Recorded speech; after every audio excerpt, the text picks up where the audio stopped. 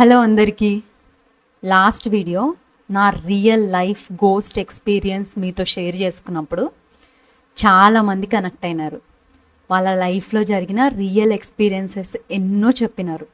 అయితే నేను ఆ వీడియోలో చెప్పినట్టుగా నా లైఫ్లో ఇంకా ఎక్స్పీరియన్సెస్ ఉన్నాయి, అవి మీతో షేర్ చేసుకుంటా అన్నా కదా. చాలామంది అక్క అవన్నీ కూడా మాతో షేర్ చేసుకోమన్నారు. అయితే ఈరోజు ఇంకొక నా రియల్ లైఫ్ గోస్ట్ ఎక్స్పీరియన్స్తో మేము ముందుకు వచ్చేసిన. ఇంకా వీడియోలోకి వెళ్ళిపోదామా? ఇది జరిగి 5 years అవుతుంది. అప్పుడు లక్కోడు 2 years ఏజ్. అయితే ఫస్ట్ టైం బాబు పుట్టాక నేను మా ఊరికి వెళ్ళా. కారణం ఏంటంటే మేము సంక్రాంతికి పెద్దలకి పెట్టుకుంటాం. ఆ టైంలో ఇంటికి వారసుడు, మా వారి తర్వాత 30 ఏండ్లకి ఆ వంశానికి వారసుడు వచ్చాడని చెప్పి పెద్దలకి పెట్టుకోవడానికి మేము ఊరికి వెళ్ళినాం. అంటే మేము పెద్దలకి పెట్టుకునే కంటే ముందు అక్కడ పొగేస్తాం. ఆ రోజు లక్కోడితోనే మేము ఏపియాలని చెప్పి ఊరికి వెళ్ళాము. అసలు ఆ రోజు ఏం జరిగిందో తెలుసా? మేము పెద్దలకి పెట్టుకున్నాము. మా వారి కంటే కూడా ముందు లక్కోడితోని వారసుడితోని ఏపియాలని చెప్పి మేము వాడితో పొగేపించాం. అప్పుడు వాడి వయసు 2 ఏండ్లు. వాడు పొగ వేసినాడో లేదో ఆ పొగ రావడంతోనే మొదలు ఉన్నట్టుండి వాడు ఏడుపు మొదలు పెట్టాడు. ఎంత చేసినా, మేమేం చేసినా ఏడుపు ఆపలే. అప్పుడు మేము అనుకున్నాం, సరే పొగ ఎక్కువైంది కదా, మేబీ ఆ పొగకి చిన్నోడు కదా ఏడ్చుండొచ్చు అని మేము అనుకున్నాం. కానీ వాడు ఏడ్చిన ఏడుపు, ఈ 2 ఏండ్లలో వాడు ఇంతవరకు ఏడవని ఏడుపు నేను మా వారు ఆ రోజే మొదటిసారిగా చూసినాం. అది మాకు ఇంకా ఎక్కువ భయంకరం అనిపించింది. ఎందుకంటే వాడు అసలు ఏడుపు ఆపలేదు, మేము ఏం చేసినా ఆపలేదు. మేము ఇల్లంతా తిప్పినాం వాడిని, అసలు ఏం చేసినా ఆ రోజు ఏడుపు ఆపలే. దిష్టి తగిలిందేమో, ఫస్ట్ టైం పిల్లోడిని ఇంటికి తీసుకొని రావడం వల్ల దిష్టి తగిలిందని దిష్టి తీసినాం. అసలు ఏం చేసినా ఆపలే. ఇంకా మాకు భయం వేసి అప్పటికే మేము పెద్దలకి సాయంత్రం పూట పెట్టుకుంటాం. అప్పటికే 7-8 అయింది. కంటిన్యూస్గా వాడు 2-3 గంటలు ఏడుపు ఆపకుండా ఏడుస్తూనే ఉంటే మాకు భయం వేసి మేము ఇంకా ఇమ్మీడియట్గా హాస్పిటల్కి తీసుకెళ్ళాలి అని చెప్పి మేము ఇల్లు దాటి బయటికి వచ్చామో లేదో వాడు ఏడుపు ఆపేసినాడు. ఆ రోజు మాకు అర్థం కాలేదు. మేబీ హాస్పిటల్కి తీసుకెళ్ళాము. ఇంకా అలాగే హాస్పిటల్కి తీసుకెళ్ళి డాక్టర్కి చూపిస్తే ఆ డాక్టర్ బాబుని మొత్తం చెక్ చేసి, ఏందమ్మా అసలు బాబుకి ఏ సమస్య లేదు, అసలు ఏమైంది, ఎందుకు తీసుకొచ్చినారు, అసలు ఈ కాలం వాళ్ళకి పిల్లోడు ఏడవగానే అన్నిటికీ భయం అయిపోతుంది అని చెప్పి డాక్టర్ మమ్మల్ని నవ్వుపిచ్చి ఇంటికి పంపించినాడు. మేము కూడా సరేలే ఊరి వాతావరణం పడలేదేమో పిల్లోడికి అనుకున్నాం. మళ్ళీ ఇంటికి వచ్చామో లేదో, ఇంటి లోపల అడుగు పెట్టామో లేదో వాడు మళ్ళీ ఏడుపు మొదలు పెట్టుకున్నాడు. ఇంకా అంతే, మేము ఆ రోజంతా భయపడుతూ ఆ రోజు అట్లే గడిపినాం. మేము 2 రోజులు ఉండాల్సిన ప్లాన్, కానీ లక్కోడ్లో అట్లా సడన్గా ఆ మార్పు మేము చూసి భయపడి ఇంక ఇలా కాదని చెప్పి మరుసటి రోజు ఎర్లీ మార్నింగే మేము హైదరాబాద్కి వచ్చినాం. మేము ఇక్కడికి వచ్చాము, అన్ని సమస్యలు తీరినాయి అనుకున్నాం. కానీ ఆ తర్వాతే మేము ఎన్ని చూసినామో తెలుసా? ఇదంతా ఆ తర్వాత వాడు ఎప్పుడైతే హైదరాబాద్కి వచ్చినాడో వాడికి జ్వరము, కంటిన్యూస్గా జ్వరం.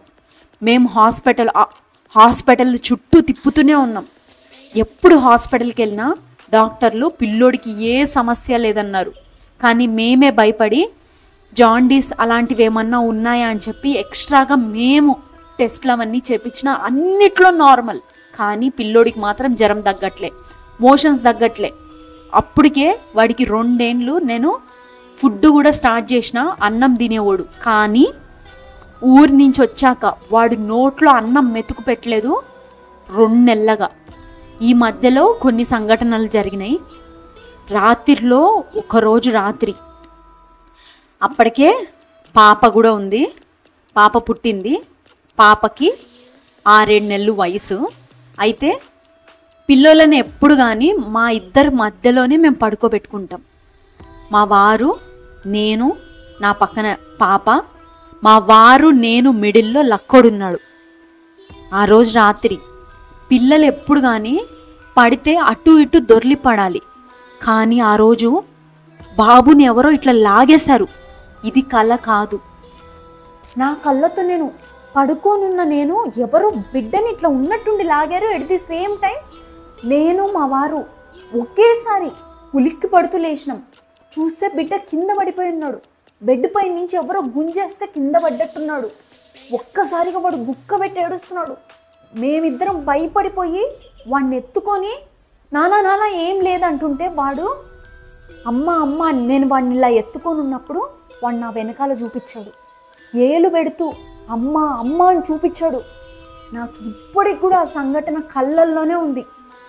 ఆ రోజు నాకు కాళ్ళు చేతులు ఆడలేదు. వాడు నా వెనకాల చూపించాడు. నేను తిరిగి చూసినప్పుడు నాకేం కనపడలేదు, కానీ వాడు ఏడుస్తూ భయపడుతూ చెయ్యి పెట్టి ఇలా నా వెనకాలే చూపించాడు. నాకు అది లైఫ్లో చిన్నప్పుడు తర్వాత జరిగిన ఒక ఫస్ట్ ఎక్స్పీరియన్స్. లక్కోడికి ఆ రోజు ఏదో కనిపించింది, కానీ వాడికి మాటలు రావు కాబట్టి వాడు వివరంగా మాతో చెప్పలేకపోయినాడు. కానీ నాకు మా వారికి అంతా అర్థమైంది, ఏదో సరిలేదు, అసలు ఇంట్లో ఏదో బాలేదనేది అర్థమైంది. ఇంకా అంతే. ఈ సంఘటన తర్వాత మళ్ళా కొద్ది రోజులకి మా ఇంటి పక్కన, అంటే మేము ఇది జరిగినప్పుడు కూకట్పల్లిలో ఉండేవాళ్ళం, అక్కడ వేరే మా ఇంటి పక్కన వాళ్ళు ఉండేవాళ్ళు. ఒక అక్క ఊరికే వచ్చి పిల్లోళ్ళకి ప్రేయర్ చేస్తా అన్నట్టు ఇలా అన్నారు. ఆమె లక్కోడి నెత్తిపైన ఇట్లా పెట్టి ప్రేయర్ చేస్తూ ఉన్నప్పుడు కళ్ళు మూసుకొని ఉన్నట్టుండి తెరిచి, అంజిత మీ ఇంటి ముందు నాకేదో కనిపిస్తుంది, ఏదో ఒకటి కనిపిస్తుంది, అది మీ ఇంటి ముందే, అంటే ఏదో మిమ్మల్ని వెంటాడుతుంది అన్నట్టుగా చెప్పింది. ఇంకా నా గుండె ఆగిపోయింది. ఎందుకంటే ఆ కొద్ది రోజులుగా జరుగుతున్న సంఘటనలు, 2 నెలలుగా బిడ్డ నోట్లో అన్నం మెతుకు పెట్టలేదు, కేవలం పాలు బిస్కెట్లు. ఈ పాలు బిస్కెట్లతోనే లక్కోడు మొత్తం గడిపినాడు. జ్వరం, కంటిన్యూస్ జ్వరం, తగ్గినా మోషన్స్ రావడం, మళ్ళా జ్వరం రావడం, ఇలానే సాగుతుంది. దానికి తోడు ఆ రాత్రి వాడు అట్లా భయపడిన ఆ ఎక్స్పీరియన్స్. తర్వాత మా ఇంటి పక్కన అక్క ప్రేయర్ చేసి నాకు ఏదో కనిపిస్తుంది, అది ఏందో తెలియట్లేదు నాకు కూడా, కానీ ఏదో మిమ్మల్ని వెంటాడుతున్నట్టు కనిపిస్తుంది అన్నది. ఇంకా అంతే. నేను పిల్లలను తీసుకొని మేము నమ్మే ఆ హనుమయ్య దగ్గరికి, ఇంకా నార్మల్ లేదు అనే విషయం నాకు మా వారికి క్లియర్గా అర్థమైంది. ఆ ముందు వరకు ఊర్లో జరిగిన సంఘటనని నేను పెద్దగా పట్టించుకోలేదు. ఎందుకంటే చిన్న పిల్లోళ్ళని అట్లా తీసుకెళ్ళినప్పుడు వాతావరణం మార్పు ఉండొచ్చు అని చెప్పి నేను అంత గట్టిగా పట్టుకోలేదు. తిరిగి వచ్చాక వాళ్ళకి జ్వరం వచ్చిన ఆ విధానం కూడా నేను పిల్లలకి పడలేదేమో అనుకున్నా. కానీ ఎప్పుడైతే రాత్రి వాడు అట్లా భయపడి ఎవరో లాగేశారో మాకు ఏదో తేడా అనేది అర్థమైంది. దానికి తోడుగా మా ఇంటి పక్కన అక్క అట్లా చెప్పడంతో మేము ఫిక్స్ అయిపోయినాం. మేము మొక్కే హనుమయ్య దగ్గరికి వాడికి యంత్రం వేపించడానికి వెళ్ళాం.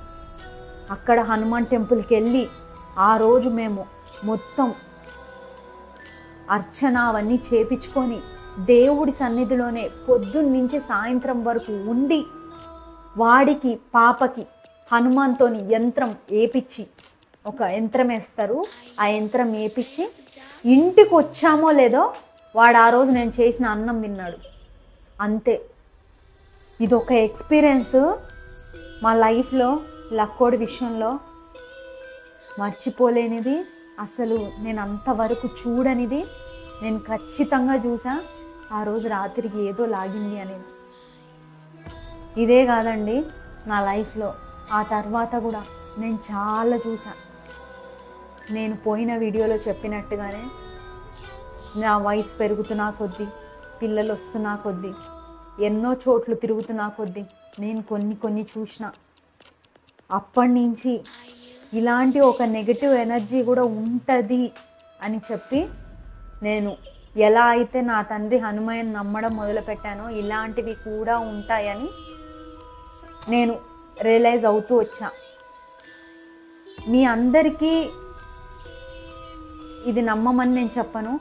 నా లైఫ్లో జరిగిన ఒక రియల్ గోస్ట్ ఎక్స్పీరియన్స్.